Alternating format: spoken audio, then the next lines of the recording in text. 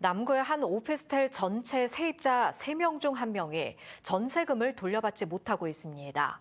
모두 한 법인과 계약한 세대들인데 집주인은 보증금을 마련 중이라는 말만 반복하고 있고 세입자들은 집단 고소를 준비하고 있지만 과연 무사히 돈을 돌려받을 수 있을지 의문입니다. 정인곤 기자입니다. 전세보증금 1억 7천여만 원을 내고 오피스텔에 살고 있는 30대 자영업자 이모 씨.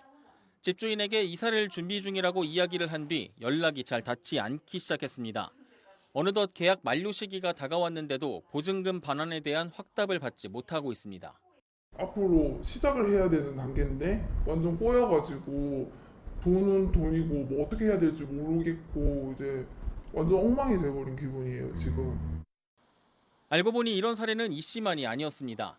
수소문을 해서 알아보니 49세대 오피스텔 전체의 3분의 1이 넘는 17세대가 비슷한 상황이었습니다. 모두 오피스텔을 소유한 법인과 계약한 세입자들로 20, 30대 사회 초년생들.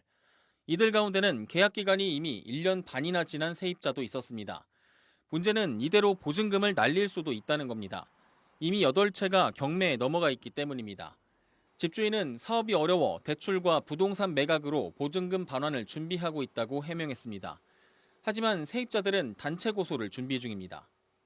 성실하게 정직하게 일하는 사람들의 돈을 자기 사업이나 이런 데 활용하는 사람들은 솔직히 경제적인 살인이라고 좀 생각을 하거든요. 경찰이 수사에 나섰지만 사기 여부를 밝힐 수 있을지도 확신할 수 없는 상황. 수사가 길어지는 만큼 세입자들의 불안감과 피해는 계속 커질 수밖에 없습니다. MBC 뉴스 정인곤입니다.